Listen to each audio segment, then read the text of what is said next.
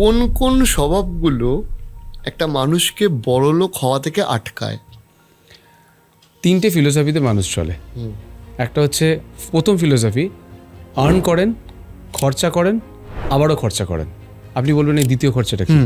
দ্বিতীয় খরচাটা হচ্ছে অ্যাপ লোন, ক্রেডিট কার্ড, অমুক তমুক, যেখানে আপনি 100 টাকা রোজগার করেছেন, 100 টাকা খরচা করে ফেলেছেন, আবারও একটা লোন নিয়ে ফেলেছেন ক্রেডিট কার্ড থেকে অথবা বন্ধু বান্ধবের থেকে।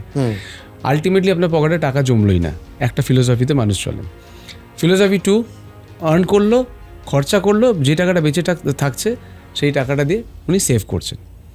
আর থার্ড হচ্ছে আর্ন করছেন, প্রথমে সেভ করছেন, তারপরে গিয়ে যে টাকাটা বেঁচে থাকছে সেইটা দিয়ে তিনি খরচা করছেন।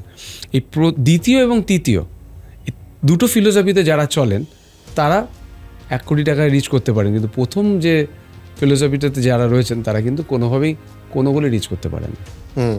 অবভিয়াসলি।